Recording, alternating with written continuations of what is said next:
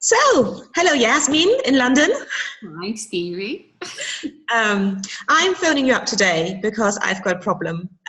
In my community, people have been asking about the hijab.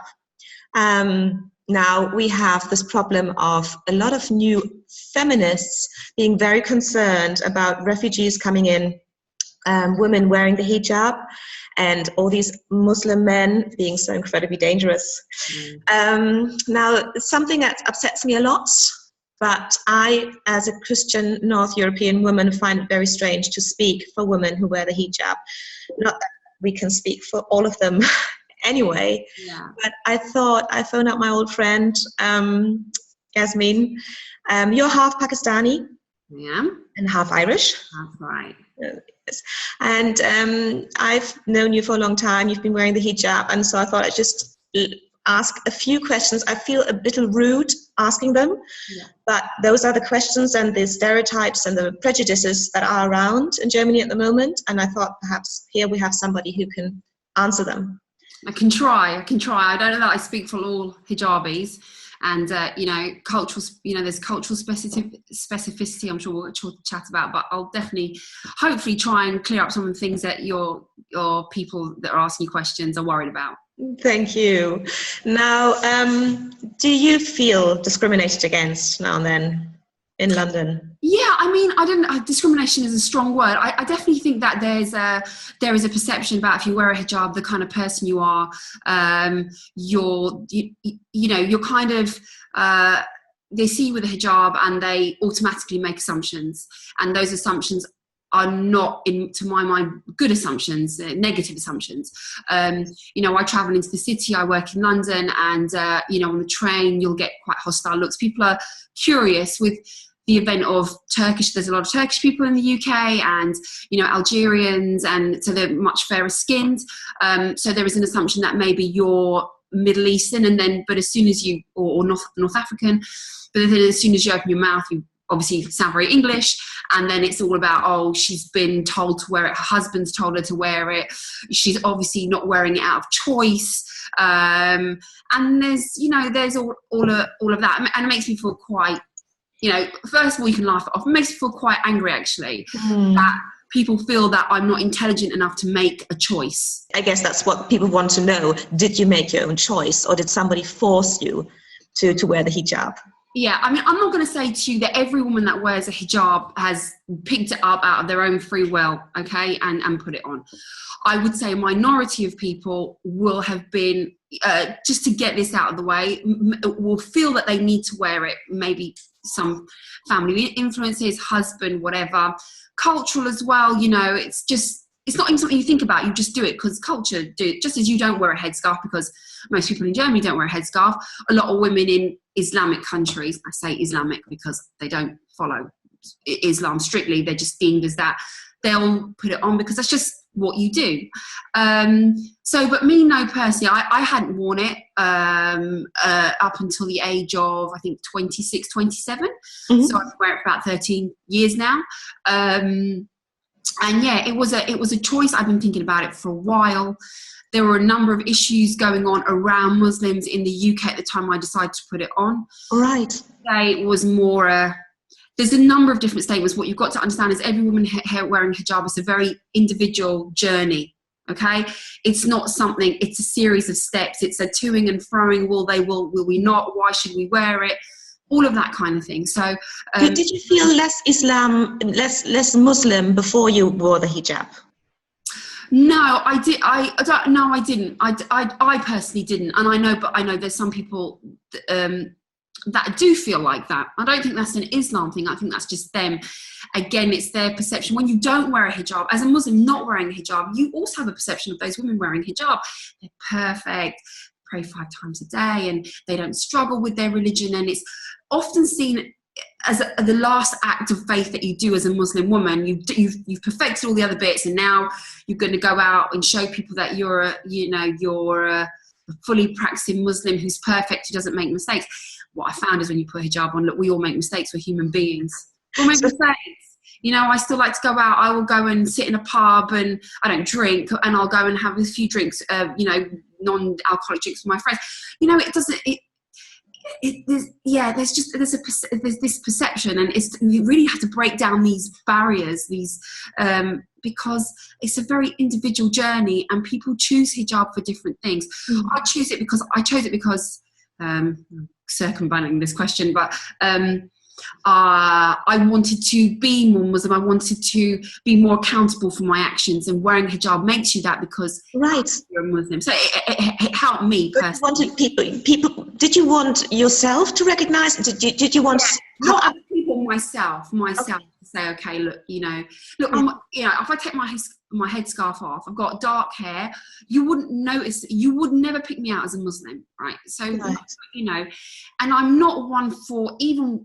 I think even with this hijab on, right, I hopefully don't go and ram Islam down people's throats. I don't really like to speak about it. I think I'm very British. Religion is a very personal thing. If people want to ask me about it, I've got no problem with it, but I'm not going to start off a conversation about Islam. It's just, unless someone's asking me, I'll talk about it.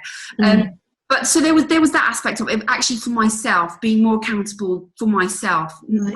With other people. So perhaps a bit comparable to if I really want to meditate once a day, which I'd love to do, but I'm just not good at it. I know I remember admiring you, how you used to pray 5 times a day, but I should really meditate once a day, and I don't. So perhaps if I would have a corner in my room, or if I remind myself of something I would wear on my arm, or something that would remind me, Stevie, you've got to sit down and breathe for half an hour, otherwise you're going to go nuts. Yes. Is it something like that? Absolutely, that's exactly what it is. And for religion or whatever, it's another form of meditation, right? It's another way of coming back to yourself. And I think in this really stressful life and these really stressful times, it's really important. So it's exactly the same. If you had a little corner in your office that was there that you could see, little light shining, dim, and you saw it all the time, you think, right, I've got to do that. It's actually good. It's good for me. I know I will be a better person. Not that you're saying it's good for everyone. You'll be for me, it's the same. When I look at my headscarf, I think, stop putting it off, go and pray, go and do, whatever acts of worship you need to do. And it's just that kind of very visual reminder for myself.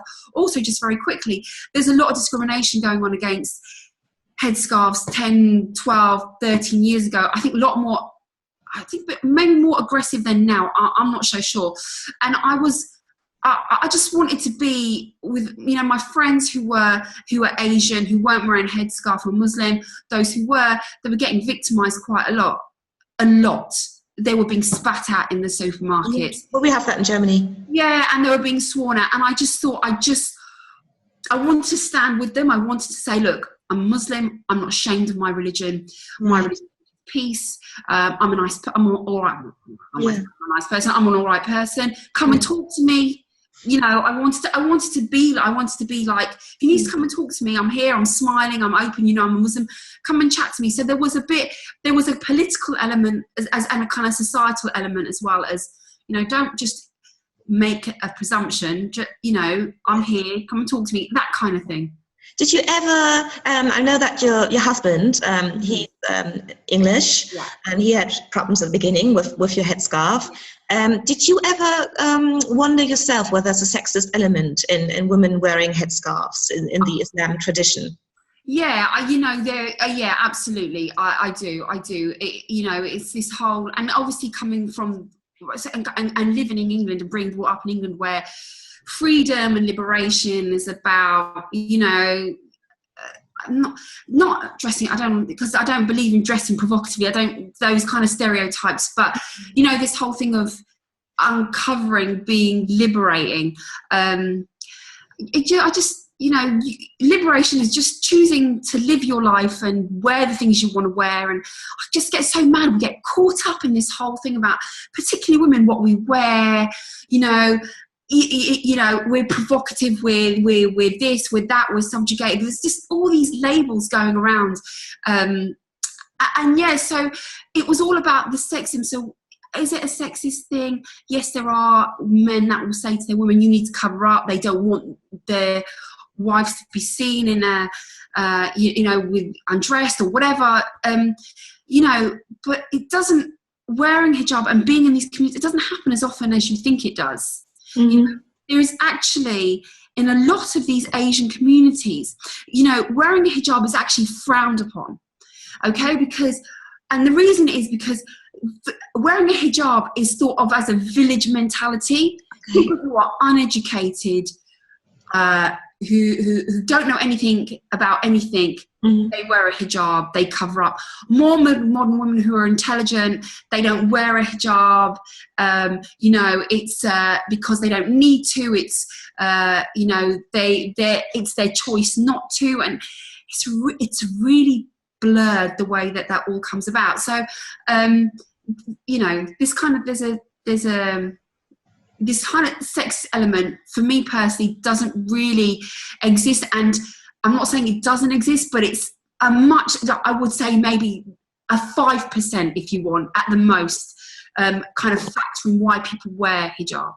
Right. If that makes sense. It does make sense. Now we have lots of Syrian refugees at the moment. It's a Muslim country, or most of it is, and there are lots of women wearing the hijab.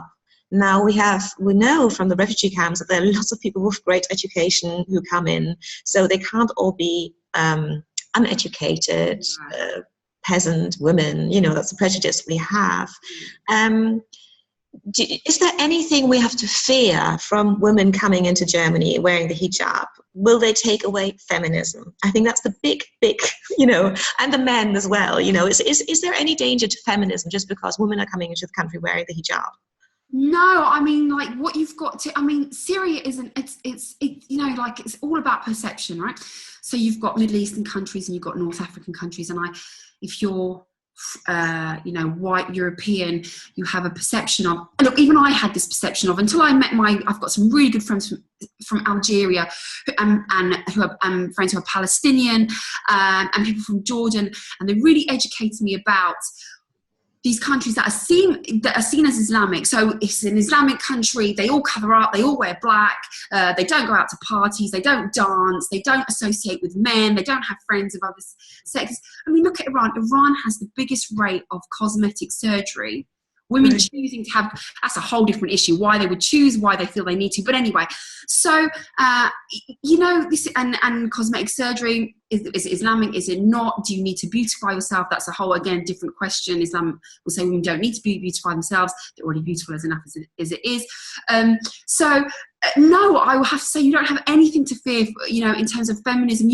What you need to look at these Syrian women is they made a choice, right? And you need to celebrate with them that they made a choice to wear what they want to wear, to what they're saying is, I'm Muslim, I'm proud of being a Muslim, talk to them. Like, I know there might be a language barrier, but, don't be scared. We might look scary, but I am more than happy to chat to anybody about hijab, and I won't get offended because, I completely understand that it can be very intimidating to see people en masse wearing a headscarf, wearing a hijab, a jilbab, and you're just like, oh my God, they're going to come in, there's a lot of them, they're going to, change the way we live, destroy our way of life. They're so different.